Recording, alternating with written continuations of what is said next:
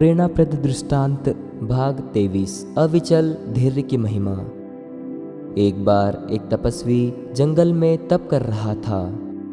नारद जी उधर से निकले तो उसने साष्टांग प्रणाम किया और पूछा, मुनिवर कहाँ जा रहे हैं? नारद जी ने कहा, विष्णु लोक को भगवान के दर्शन करने जा रहे हैं। तपस्वी ने कहा, एक प्रश्न मेरा भी पूछते आइए कि मुझे उनके दर्शन कब तक होंगे?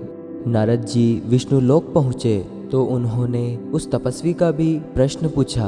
भगवान ने कहा, 84 लाख योनियों में अभी 18 बार उसे और चक्कर लगाने पड़ेंगे, तब कहीं जाकर मेरे दर्शन होंगे। वापस लौटने पर नारद जी ने यही उत्तर उस तपस्वी को सुना दिया। तपस्वी अधीर नहीं हुआ, समय की उसे जल्दी ना थी। इतना आश्वासन उसे पर्याप्त लगा कि भगवान के दर्शन देर सबेर में उसे होंगे अवश्य। इससे उसे बड़ी प्रसन्नता हुई और दूने उत्साह के साथ अपनी तपस्या में लग गया। उसकी इस अविचल निष्ठा और धैर्य को देखकर भगवान बड़े प्रसन्न हुए और उन्होंने तुरंत ही उस तपस्वी को दर्शन दे दिए। कुछ दिन बाद नारद जी उधर से फिर निकले तो भक्त ने कहा, मुझे तो आपके जाने के दूसरे दिन ही दर्शन हो गए थे।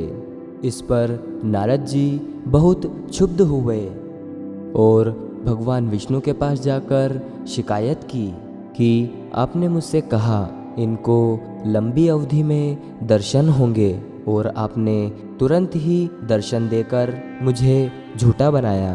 भगवान ने कहा, नारद, जिसकी निष्ठा अविचल है, जिसमें असीम धैर्य है, उसके तो मैं सदा ही समीप हूँ।